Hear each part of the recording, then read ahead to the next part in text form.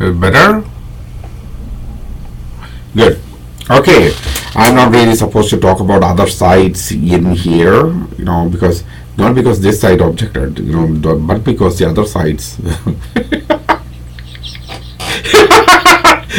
But I have to tell my other, any other people who comes to lonelypoet.org or anybody, what really is the reason, because I always mention other sites, so they said, okay, we don't say anything about us, they want to be very private, okay, so they are private, so I'm not going to say anything. From this point onwards, I will not mention what other sites, even if I am actually doing simultaneous shows in 2 different sites. Actually, right now I am on 3 different sites.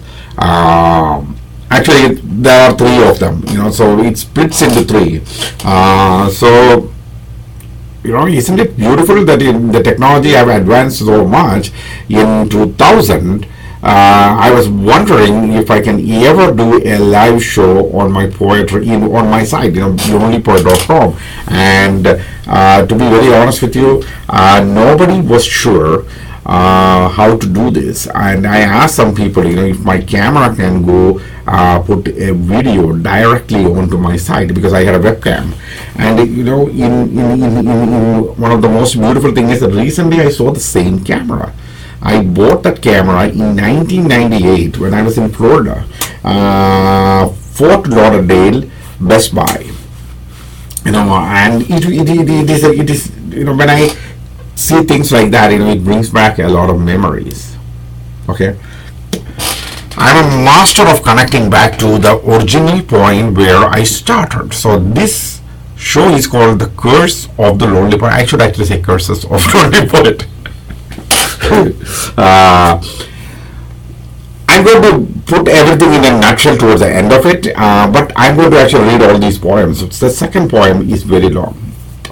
So now, when I said about memories, there are good memories, bad memories, dirty memories, about my life when I will look back at it.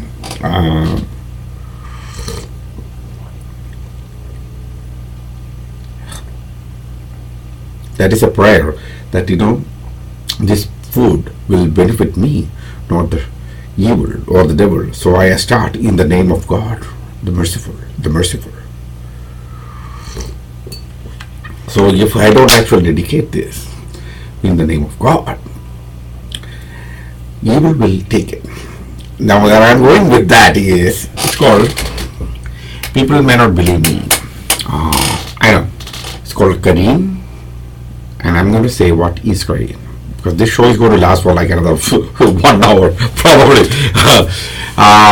Kareem, I don't know how the Kareem is defined in other religions, like Judaism or Christianity or Hinduism, but in Islam, there is a concept of Kareem. Kareem is a creature. Its definition itself is, it was mentioned in one line in the Quran about something called a constant companion. It is a jinn creature. It is an evil creature. For every human being, there is an evil creature created for them called a constant companion. That thing got only one mission: completely try to whisper into your heart the evil things or the weird things. So when something is happening, you will whisper that you will feel in your sense. That's the only thing it is supposed to do. When you say that I am doing something for God, the Kareem will not be able to do it. That's why when it comes to Muslims, and they say everything they start in the name of Allah, the most merciful, the beneficent. I am starting in the name of God. So for other people, I have heard people saying, in the name of God, I'm starting this. Even Christians. So when they when you sit and, that's why, that's why I told, I don't know the exact nature of how Kareem is defined in it.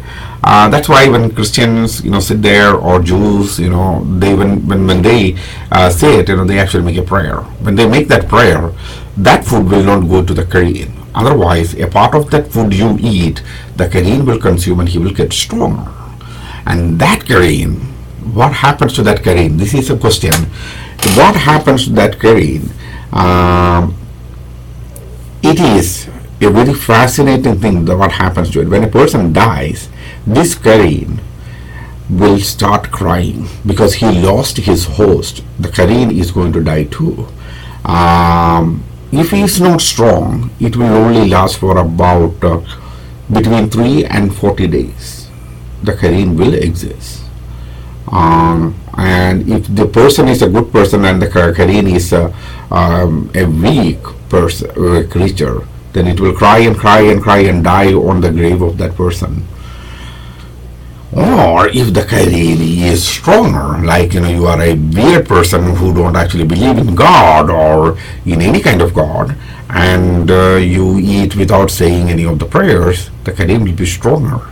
So for each year, I think it's just an assumption I have probably. It is for each year you live, the Kareen gets another year or something like that. So even after your death, then it may live for another many years.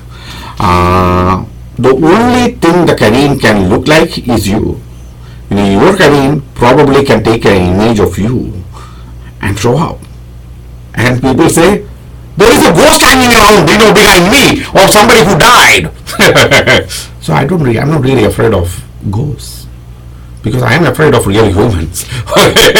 There's a good nice chance a human can come and kill me than somebody's Kareen is going to come and kill me. Okay, so I'm not afraid of it. Why I said that was the Curse of the Lonely Poet. Based on that understanding of things, what can actually come as a curse? Some of these things can actually leave a curse on you. So what is a curse?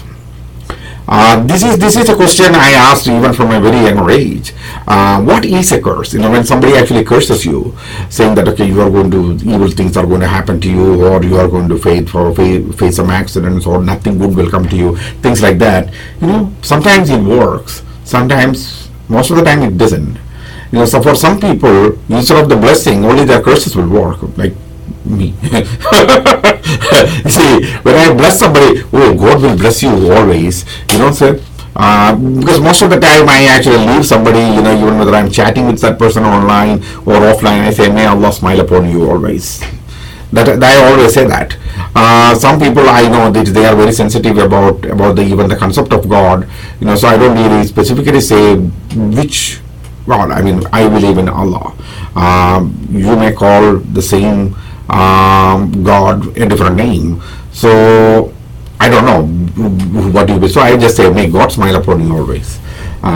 So I generalize things and try to address. If somebody who knows me that I am a Muslim and somebody who is a Christian or a Jew, I say, may Allah smile upon, because I follow my belief. They know, okay, what I mean. May God, whatever their God is. Said all that, what is a curse? Why would anybody curse another person? This is where I am going to actually come to the first poem. Okay, when I was actually going through it, it is pretty easy. Before the poem, I have already written these blogs. If you go to lonelypoet.com, you can see the Curse of the Lonely Poet. There are multiple poems, and I actually gave the blog post about these poems. I don't know, what is this?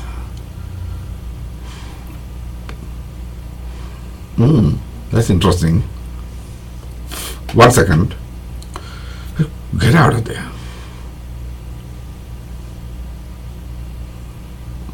Okay.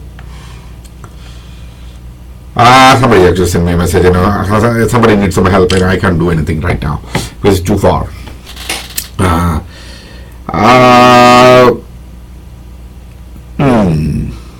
Where was I?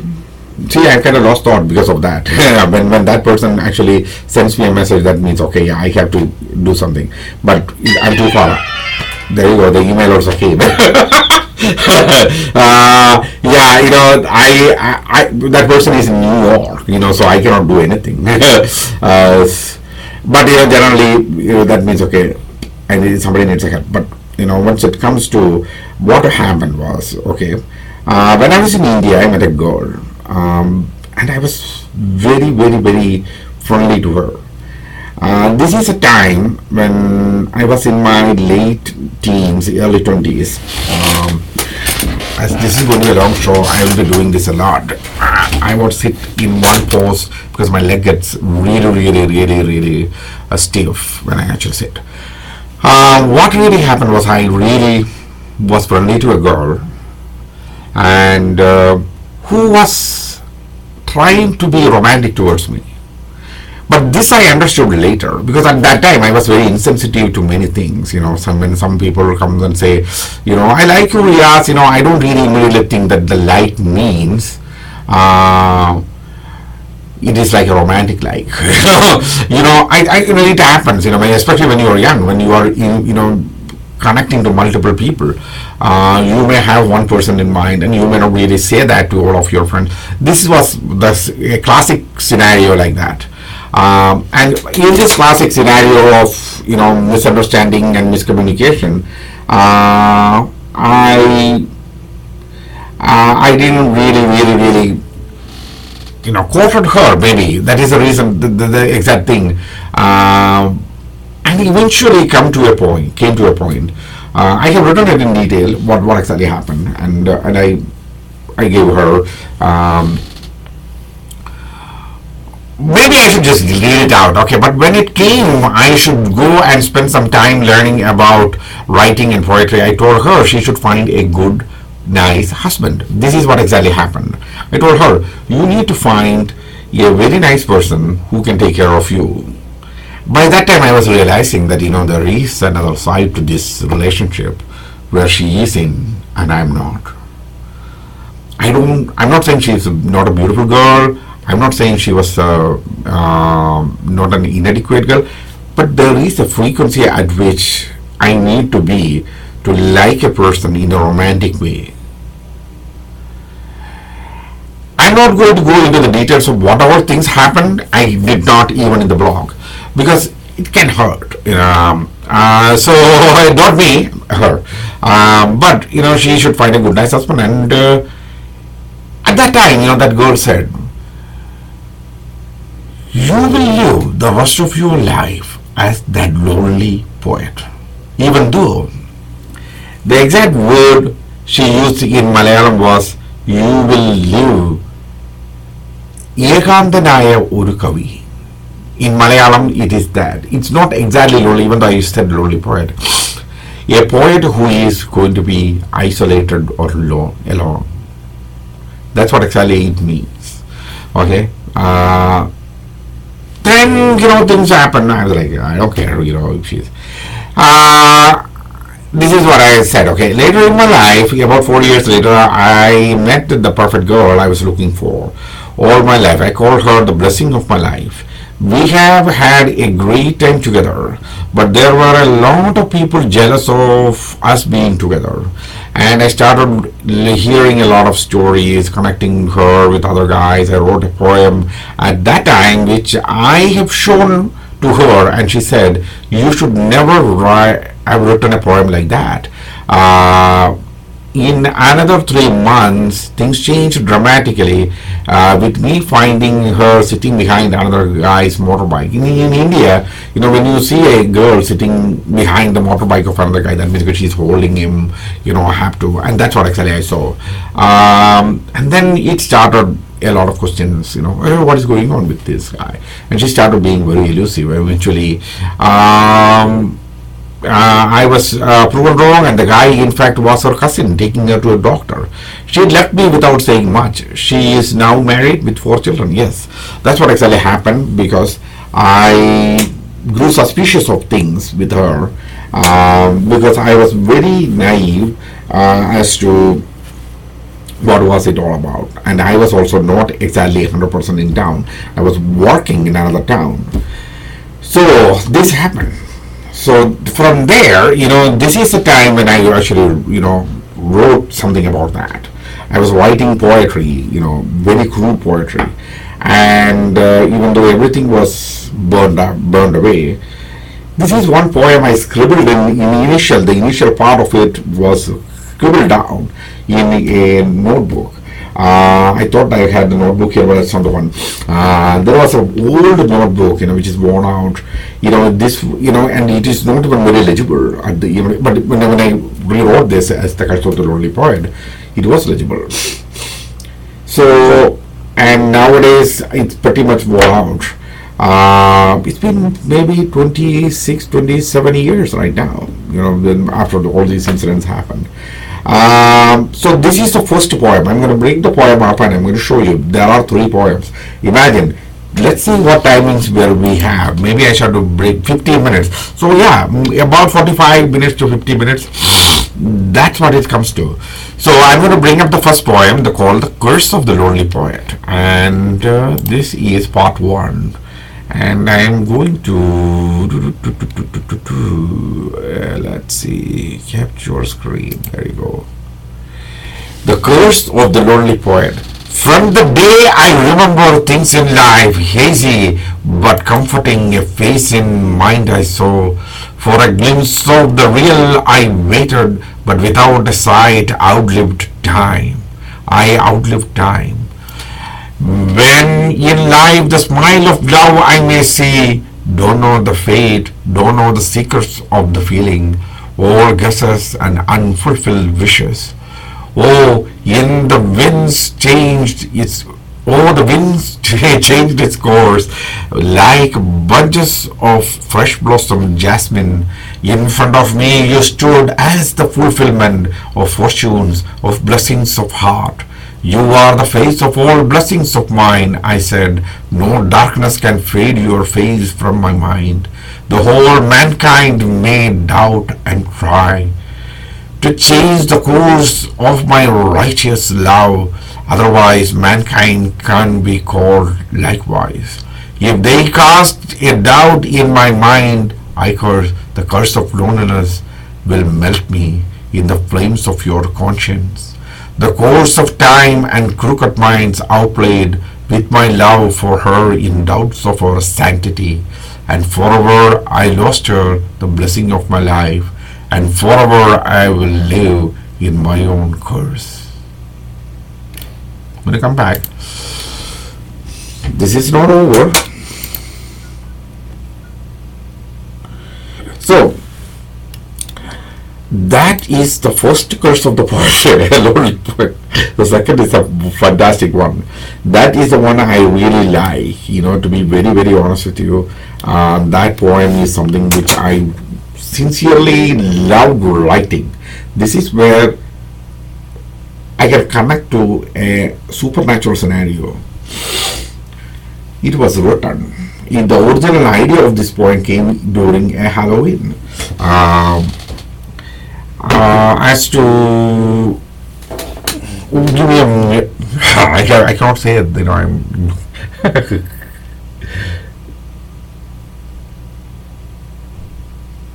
I told, she is now married with 4 children, and no, she's not married to the children. She's married to a man with whom she had sexual relationships after marriage, and she had 4 children in those sexual relationships.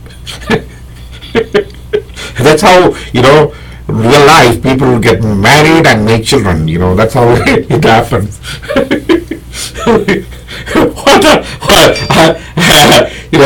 I'm not supposed to say anything about something else, and now they're asking me questions, so I have to answer. So here we go. Okay, so if you don't want me to talk about you, don't ask me questions. Yes, the second poem. The second poem was written in, I think, 2004. My nephew and niece, I was in Kansas City. My nephew and niece, they were going out for Halloween. A lot of kids are coming in there, trying to scare me, because I don't give them candies. I was like, no, I'm not going to give you candies. I'm going to eat. Look at my big belly. You see, I don't fill this belly with candies. This is already filled with candies. I'm going to fill this one too. And I always make things like that. And kids, they will like, I'm going to trick you. So I just want to see those, cute faces. They are amazing. Those kids in there, they are all grown up right now. Most of them are in college, and even my niece is going to be in college. I don't know. I forgot to ask my brother, which college she's planning to go to. I think she was planning Nebraska and Pennsylvania. I don't know. Kansas City. She got, one of these things, she's going to go to. I haven't, today more earlier I talked to my brother and I forgot to ask him. I will ask him tomorrow. So during that time I was like, yeah, there is a fascinating thing that happened. In 2005, I met a very young girl online, and at that time I wanted to play with her, not in any sexual way or molesting that thing. She was a very talented poet. I never cared about her age. She never, actually was writing way beyond her age about things which people may not maybe even thinking now. So very talented girl. So when I was communicating with her, it was all about these fantasy ideas. We both were big fans of Lord of the Rings. I'm a big fan of Lord of the Rings. I'm a big fan of these, Harry Potter-like stories.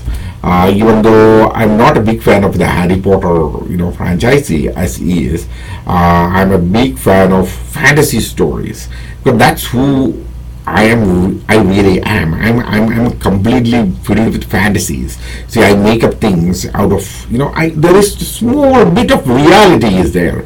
I cannot build something out of nothing. There is that bit of reality which I take and then blow it up, and I make something that is totally different. So I will not say totally unreal because I can relate back to this is a reality. That's what I'm doing even now. This is a reality from which I have written that poem. Like I just said, the original event, from which that poem was written. In the same way, that reality should be there.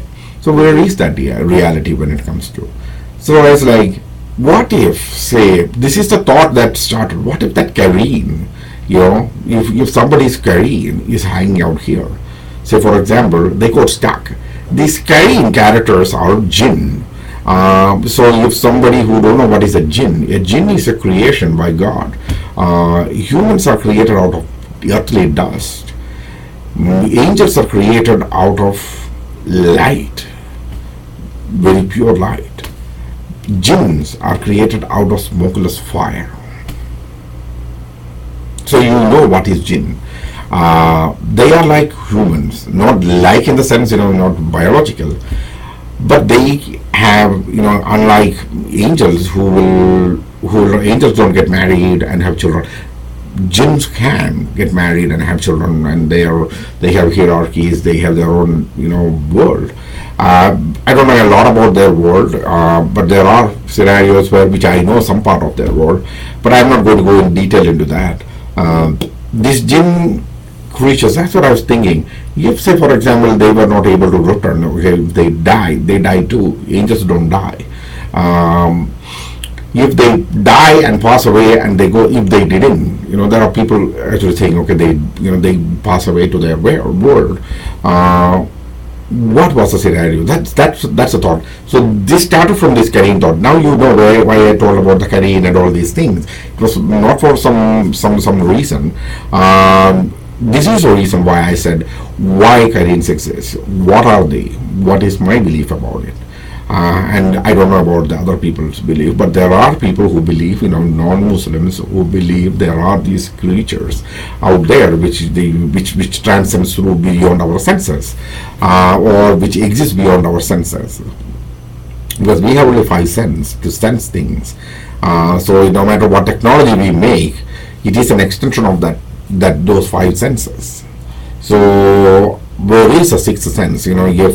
If there is a 6th sense, we haven't identified that technology. We don't have that. Maybe we will down the road. We will identify that technology. Maybe that is the next big thing, where it will identify something beyond our 5 senses and bring it to us and make it sensible for one of our 5 senses. I think you understand what I mean. It's not easy. You may have to rewind it again. So maybe that is our next big thing, where we may have to, because there are a lot of things that exist out there in the universe, which we don't even know they exist or not. There are hundreds of thousands of planets. We have already, I always use the word a lot. When I actually rewind and watch my own video, I hear that. Sorry about that, but that's just me. Out in the world, we have already, somebody recently said hundreds of planets. Probably when you look at the billions of stars, there probably are hundreds of thousands of planets, or maybe billions of planets. Each and every one has a planet. I don't know. I really don't know. And there should be a meaning for all those planets to exist, or these things. There should be a reason for that. There may be other creations which we don't know about. God already may have created other creations that may be existing in those things. Or may not be there. I don't know. I really don't know. So that knowledge is not with me. So as long as I don't have the knowledge about that, I will not dismiss it. I'm not going to be dismissive. Even though I have argued with Alicia, one of my friends, about all this, I said, okay, we should be caring about us. But that's another viewpoint I have. We should not be trying to run after planets and other things, wasting money and resources. We should be actually taking care of us here, each other, better than go and find things like, Elon Musk is trying to fly to Mars. It's like, why? What is there in Mars? Is there anything there in Mars which we already don't know about? Maybe there is, but what are we going to do? It's a minimum of 35 million miles away. There are times it is 150 million miles away because it goes through an elongated, thing, orbit. So what happens? So if we are in that elongated one and something emergency happens, that means it may take like about 3-4 years for us to reach back to Earth. If something happens, and what happens to Mars? Here comes the there are times where the temperatures actually go down to minus 300 degrees, and there are times temperatures can shoot up to more than 400 degrees because it goes and comes very close to sun. So it's not like it goes exactly like Earth. So in many ways it looks like Earth and feels like Earth, but it's a completely desolate place. Thinking about all that, I came to this thing and saying, okay, what if taking the first curse, what if that curse happened way earlier? What if something of the career of that person is going to follow me? That's this poem. So you need to listen very carefully. Probably you may have to go to Lonely Poet and read this couple of times for you to really comprehend what is the scenario with this. I may later come and write a blog, a cute blog, because I don't want to break the blog habit. There are people who follows me on the blog. But this is that poem. I'm going to read it and I'm going to come back and explain a little more if necessary, if I feel so. Here is a cute blog on that. In my first book, published book, Age of Survival, I wrote a poem called The Curse of the Lonely Poet. It was written out of a real event. Now this poem with the same name from some recent real life events, I wrote a story of total fantasy. As it is Halloween, I thought it would be a good occasion to post it here. Yeah, like the girl, her name, I call her Makushla. I'm not going to say, I almost said her name. No, I'm not going to say her name. She was a very serious person, even though I was actually acting very childish. So then I thought, okay, that's the way she should be. She was way, serious about things. She was not in a serious relationship or anything like that with me. You don't misunderstand me on that.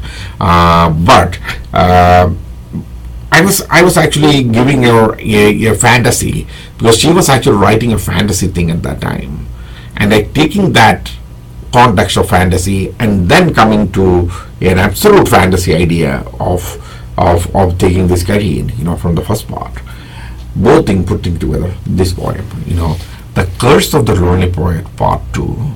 So here I'll bring it over and I'm going to actually read it out to you. Here you go. The Curse of the Lonely Poet, Part 2. From childhood days, a dream I saw In there a little girl lived and spoke to me in the languages of birds in sweetest voice. Brighter than gold shined the yellow dress she wore, and she told me stories I always loved to hear. And from those days, every new moon day she appeared in my dreams, and words of care in in words of love she whispered. Every time she appeared, told a story of a longing heart filled with hope, passions, and sweetness of love, and on to that heart her journey she travelled. And every time she entered the dream, she left a message that one day will come when real she will become. Along with me into adolescent years she grew, and her stories bettered through years. Her prettiness she shone in her eyes, those that shine bright like two twinkling stars. And for every new moon day for her and her stories I waited. Never ever I had a companion as I waited for her to become real and be with me forever. Oh, but that day never came. A stories in repetition she told, and a message of wonderful words she always left. And every time I asked, she told, "Oh dear, my dearest, there will be a day that will come when faces no longer seen, magic no longer worked, wonders no longer believed, days no longer long, nights filled with stars and cold not fully felt. And on that day, real in front of you I will stand. Be there, be sure to accept the truth, for in the world of dreams, truth and false are same, and in the world you live, truth is all that matters." Years passed, 4 decades, the dream consumed me. Lands changed, and in the land where Halloween celebrated. And there came a night full of stars, faces not seen. Nothing I remembered of the dream as innocent hearts for trick or treat came, and then all candies I gave. When laying on the couch near midnight a knock I heard, casual, lazy old me walked to the door and opened. In all yellow there she was, my dream girl in real, in front, jumped into my hands and upon my lips kissed again and again. Then pushing me back she told, "Oh dear, my dearest, my days with you are over. Remember that girl when asked to play with you, you ignored. I am her curse upon you." In her sadness, in her mind she said, "Never will you have a companion, as all will be a wonderful dream. And all your good manly years along with you I lived, you fool. Now none will love you, and none will be a companion. And my job with you finished, and I will be gone after fulfilling the promise I gave. Go into the depths of loneliness and live, as every hurt you leave will wield a curse. And as for you, your curse came here this way." The 40 kisses for 40 years of loneliness, 140 more years of loneliness upon this earth will come to you, and you should live. Then into the darkness she vanished. Looking up at the sky, I once more wondered, why were I born, and why did I live, and why should I live? Then to my own soul I said, 140 more years to live. What a wonderful life that will be. None to bother and nothing to be bothered about. Now we know that it's just us from here on. While closing the door once more, up onto the sky I looked, and saw 2 twinkling stars like those wonderful eyes.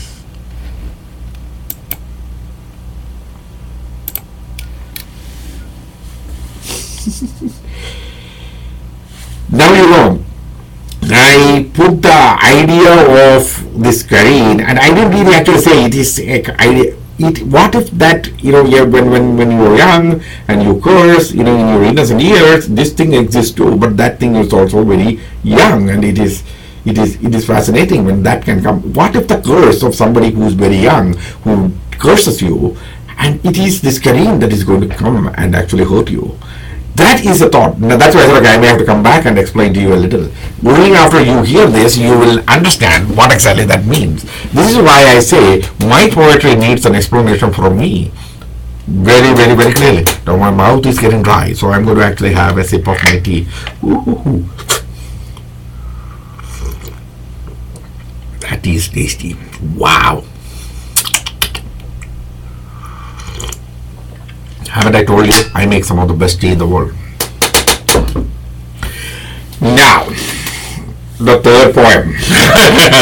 The third poem in this series is a very, very, very fascinating. It was written way after all this. I may have to take you back to the girl.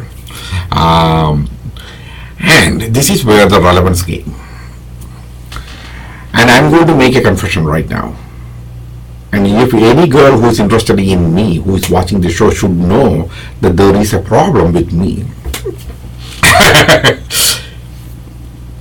My life goes through cycle, like everybody else's life goes through cycles. And when you go through the first cycle itself, you learn a lot of things. And when the next cycle comes, okay, this is how your life is going to behave. The very first time when this cycle happened, I was very, very young. And the person who actually called me repeatedly, that name does not exist. He died, and it's very, very, very unfortunate. He passed away, and he was my brother's friend. He used to call me Madama because when I was very, very young, I was only in I don't know what age I was in. I met this foreigner in an airport, and there was a girl, and we were playing together. So we were that young. And everybody started making fun of me, saying that, oh, I'm in love with a, and she was a blonde little girl. I don't know where she is. If she, it will be the most fantastically fascinating thing if I can ever meet her. But it's a beautiful young girl with whom I was just playing around, and everybody started making fun of me, saying that I'm in love with her. People say things, about others, making fun of you. And even when I grew up, my brother's friend, he always called me Madama. Madama means, okay, it's actually a word in Malayalam, it's madam. The original word is madam. And it is, in Malayalam, it is called Madama. Madam is okay. Or, in Zahib becomes Sahib, because Sahib, during the British rule, they call the wives of the Sahibs Madama. Madam is Madama. So that's a word. So this whole thing, what I am coming down to is, okay, the whole thing, even from that occasion, I never declined or I never denied anybody actually loving me. I never did that. Occasionally I walked away from things. One of the scenario I told earlier, where I needed to walk away, and it followed me like a curse, because deep in my conscience, those words she said, that loneliness, you are going to remain, you are a poet, who is going to remain alone or in isolation, if you follow that. I kind of took. So that's what I'm taking right now. And then turning things around, when I'm actually going into it, I can see the same scenarios comes, people changed. The same situation comes, elusive. The problem was not the Madama, not the young, blonde girl, but when I was young, but even when I came to a situation where I understood what is romance, where I started feeling romantic feeling towards girls, the same situations came, and the results were the same. Okay? Now you know what I mean by the curse of the lonely poet. The same situation happened means, I can give you a pattern. I will communicate to a girl my interest to her. the next part is, if the girl is interested, she should actually communicate back to me, isn't it? So usually it comes through some gestures from me. I will actually go and talk to her, and in my talk I'll actually say I'm interested in actually, talking to you. Or there are situations where it is not that easy.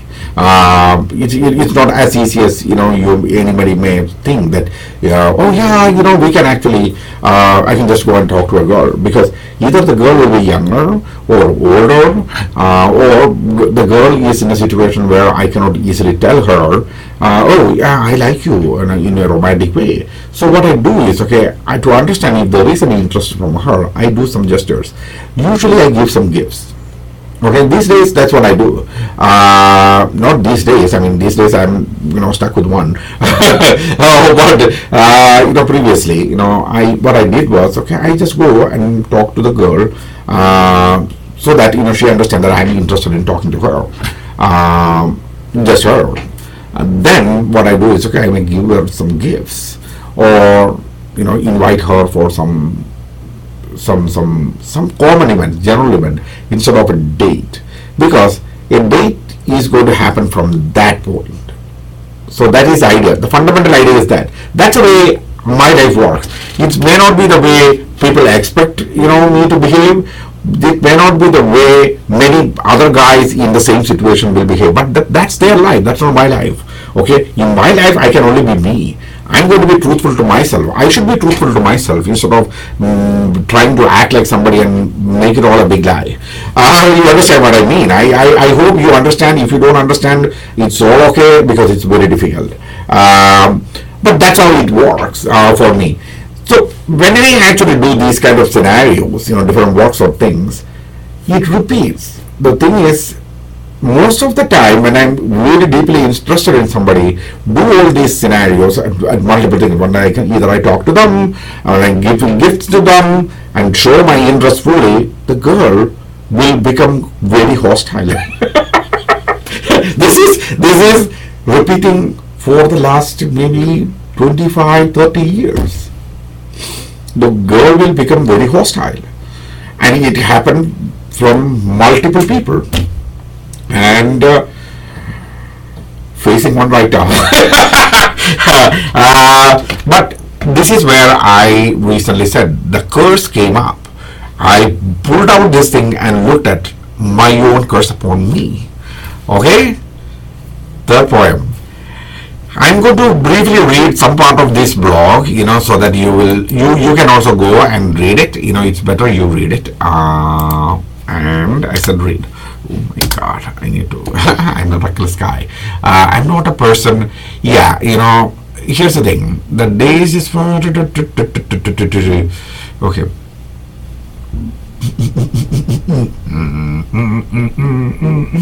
Till I keep my mind every step that took me. The very thought of unaccepted portion of my soul brought me to a very dramatic chaos in mind. This is not the first time this happened. Twice it happened. In both times, I took those portions as a piece of time in my life I call a curse. The first poem, The Curse of the Lonely Poet, was published in my book Age of Survival. The second poem was written based on a real life event, and then a dream I saw, then where I saw a doll talking to me in anger. So that's true. There is a dream, which in this poem I'm actually saying, I made it spooky and called it The Curse of the Lonely Poet Part 2. And that is the thing, the dream. The dream was partially a real dream, when I was sleeping. Then I woke up and put an extension to that dream, which I told you about the Kareen and all those things. So I'm going to bring the third poem. This is not a very long poem. This is much shorter than the first two.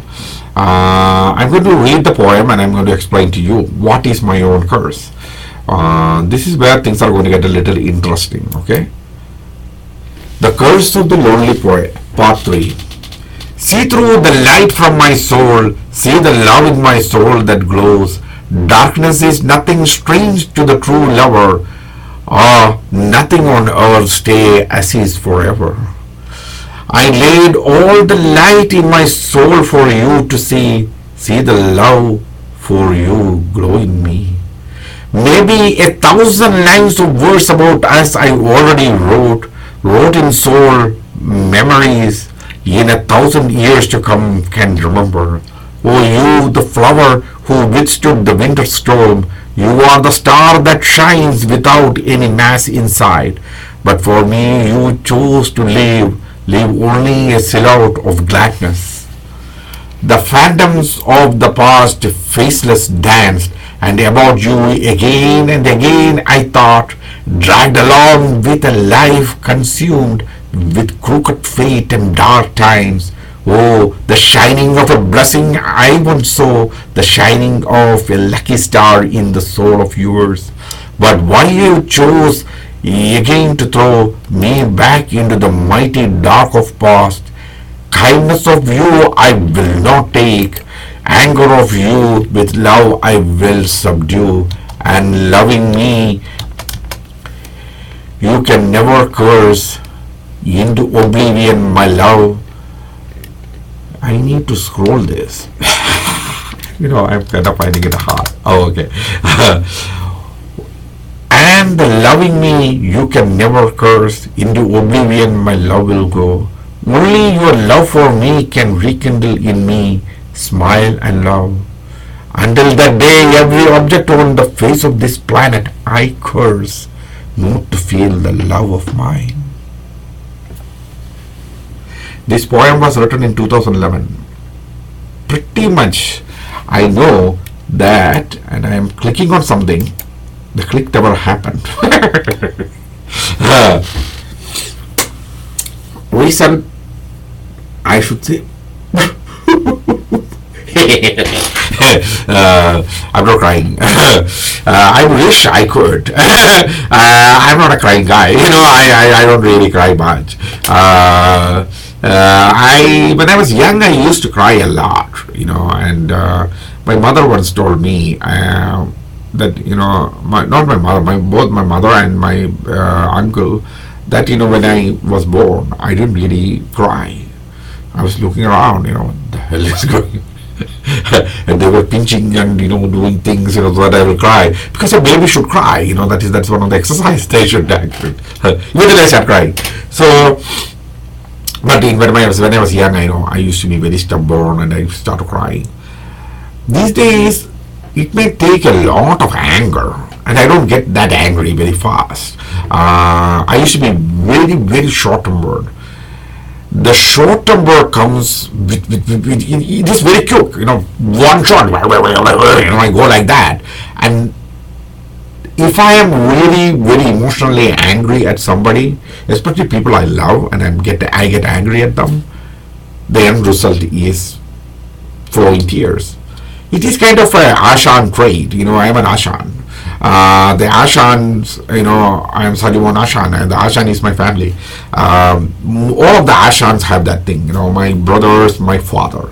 My father was a very, very, very, very short-tempered person, very strong person. He had the strength of 10 lions, I can say, because I have never seen somebody who is that strong.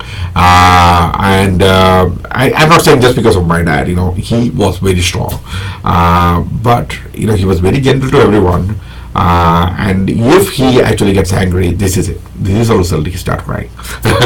So maybe there's a point called tears. You need to buy the book Age of Survival. You can't buy the book The Age of Survival.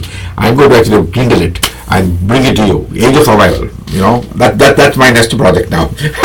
I'm writing a lot of poems. These days. Those things are all sitting here. It happens. But this curse.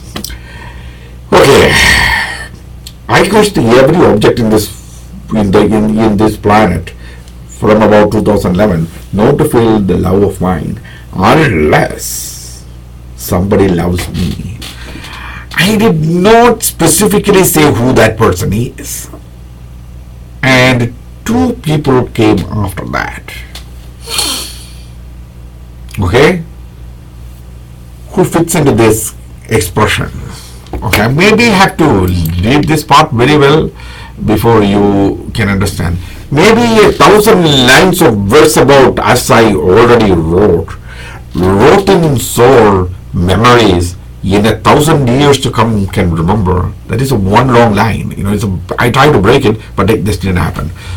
Oh, you are the flower who withstood the winter storm. You are the star that shines without any mass inside. But for me, you chose to live only a silhouette of gladness. This is where I'm actually going to go back to. Two people came. This was written originally when Mukushla was a romantic interest. That failed. Afterwards, I'm saying two people, only two, really fit into this. Irina Androvna Matviva, that is one of the girls, fit into this, but we didn't really romance. We came when she fit into this. Then the next one I'm not going to even say. Irina's name I can say. I don't even know where she is. I don't care. Mokushla's name I will not say because she is a very known person, so I'm not going to say that. The next person who is the current person fits into this, especially when it comes to where I said, okay, oh, you are the flower who withstood the winter storm. There was winter. The winter just entered. I believe so. Winter is over. And we have gone through that winter storm. Even before that, there was my life, whole life was a storm.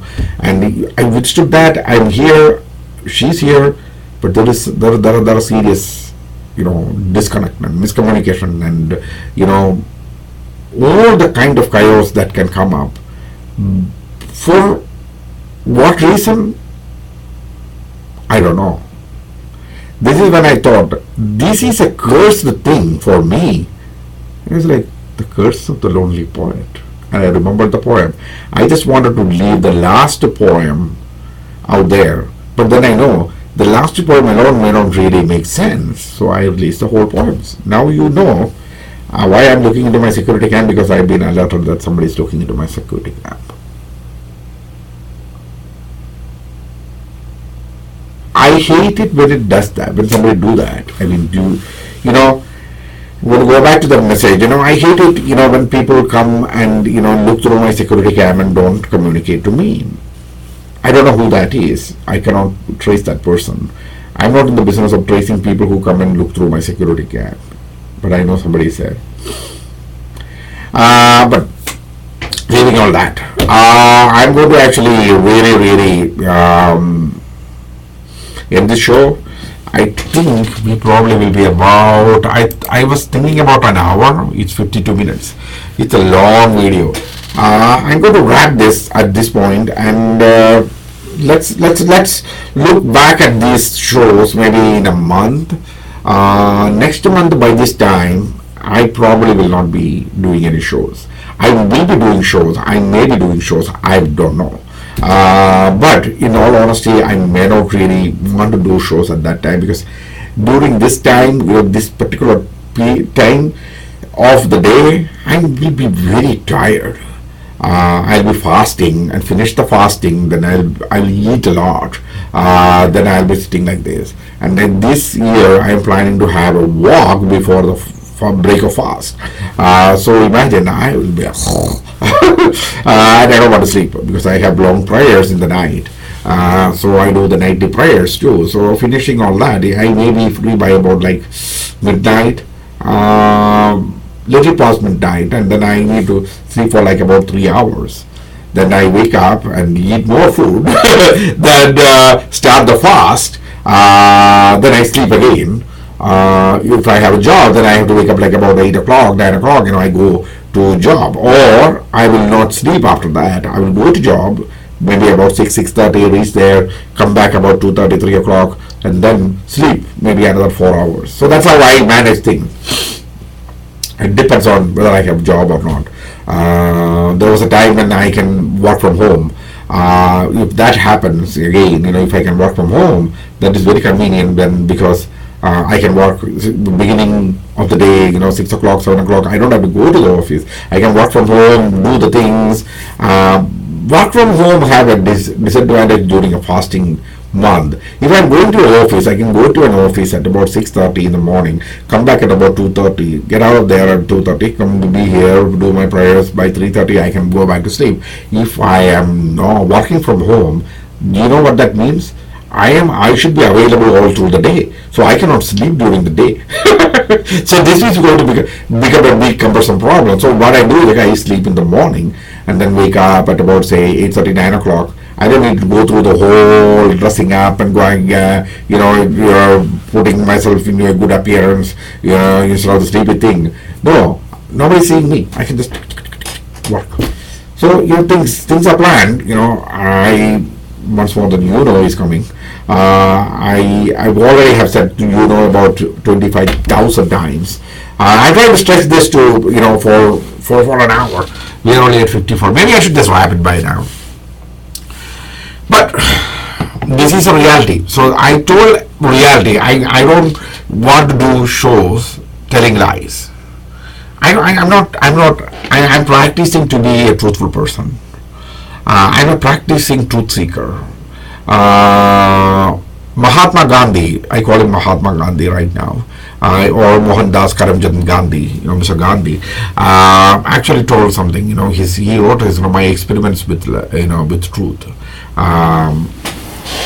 That is a fantastic experiment he did. It's because he's a person. A normal person, a common person. He didn't give himself any godly attributes or divine scenarios, divine intervention coming in. He never claimed anything like that. He said his claim was, if truth is something that should be sought, then you failed in your life. If you look into his life, that is absolute reality. He never tried to seek truth. He tried to live it. And that is the only good thing he had done. Even though many times, you see, the person who does good, many times ends up at the wrong end of the spectrum. That is your test you are going to face. That is the big test, because when you are living the truth, sometimes that life is coming from the wrong side of things, where when you face a situation where you should be on the other side. You are on the wrong side of things. He faced it, I faced it, everybody faces it. That's where I am right now, where I am trying to live truth in learning from many of the past situations. I am in a point where at this point I have to say, whatever is the past, I cannot live it anymore. What is the future is something I don't want to know at this point. What is the present is completely coming from the past.